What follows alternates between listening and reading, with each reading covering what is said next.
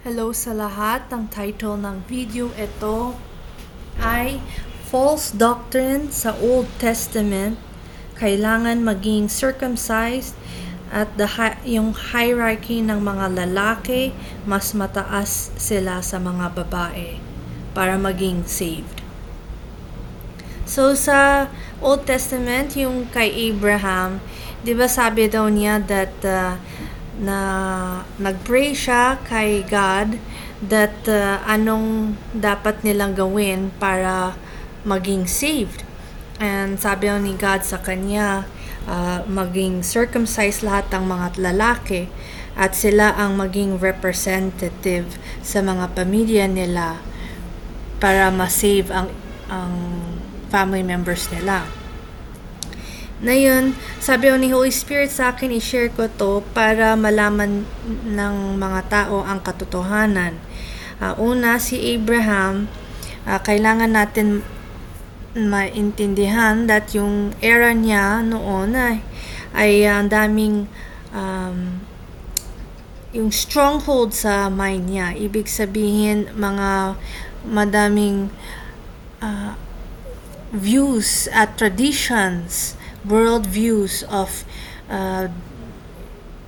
paano mabuhay that kontra kay will ni Father God.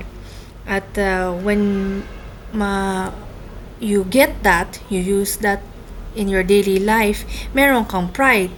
So, yung number one world view or tradition ng mga lalaki noon is that they strongly believe men are the only ones who can be leaders sa family nila. And hindi na test ni Abraham yung boses kung talagang galing kay Father God yun. Basta tanggap niya yung mensahe kasi it aligns to the traditions of that time. So when na-circumcise ang mga lalaki, they had authority over all women and children.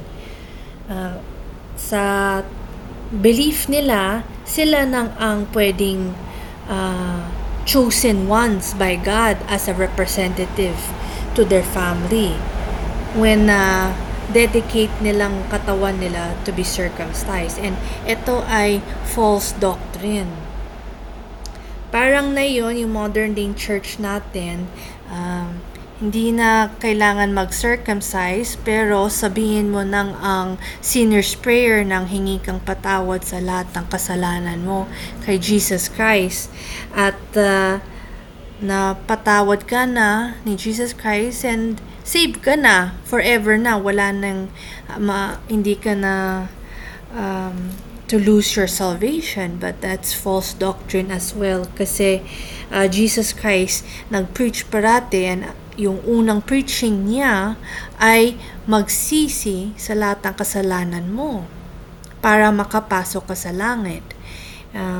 Yung modern church natin, walang yung continuous repentance. Basta isang one time lang, sabihin mo na hingi kang patawad sa lahat ng kasalanan mo at believe that you're saved and you're forgiven and okay ka na. But hindi yon ang salvation. So false doctrine yun. That is called once saved, always saved doctrine. Okay? At si Paul, di ba? Sabi daw niya sa Bible, nang nag-preach siya, that si Jesus Christ ang head, tapos sa ilalim ni Jesus Christ ay ang lahat ng mga lalaki. At sa ilalim ng mga lalaki ay mga babae. At underneath mga women are children. Yun ang order ng family and salvation.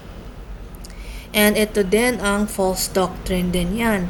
And it's created by pride because of tandaan natin that God is not has no favoritism, especially when it comes sa salvation and entering heaven.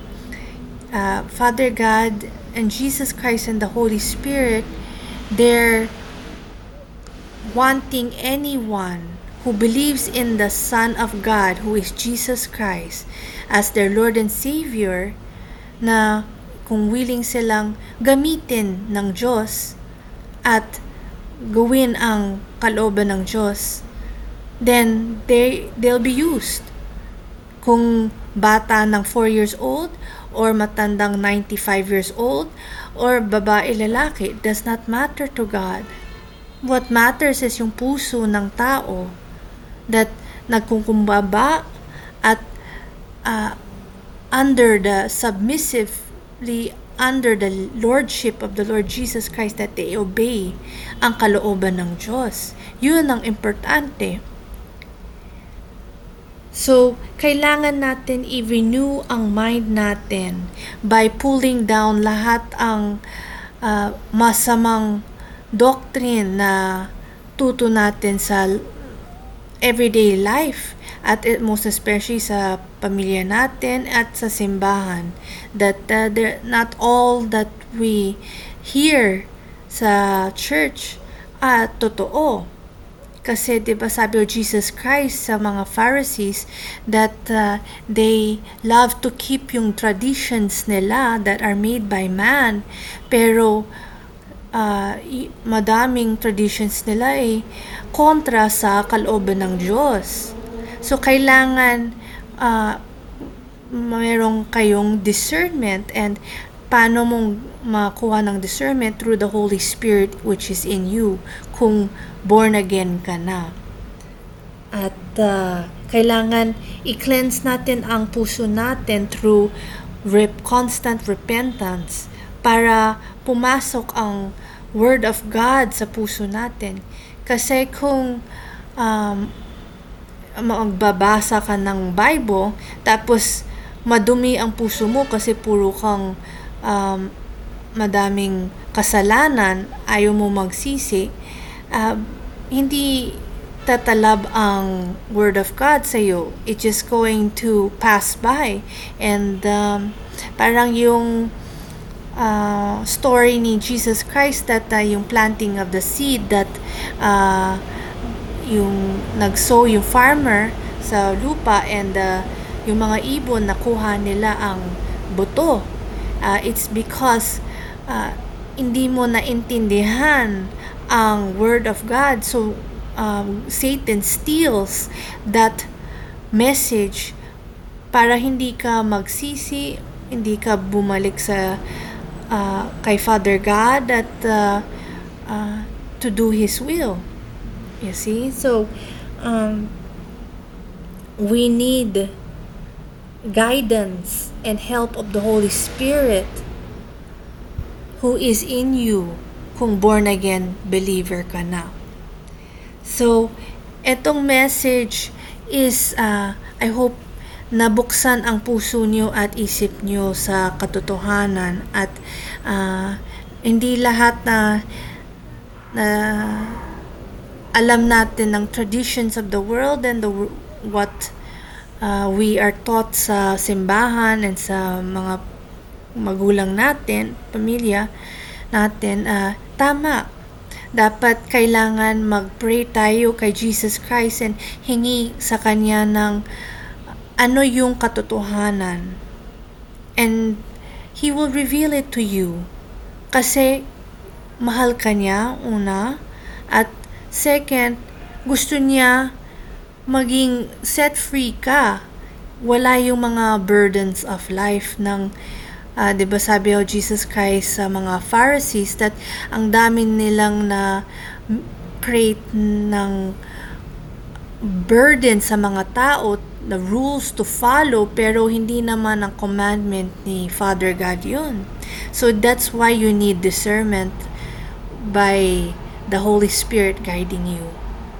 So I hope i-share nyo tong message para mas madaming taong to know the truth.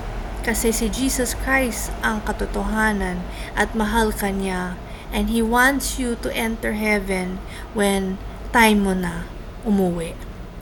This is the end of the video. May Jesus Christ bless you.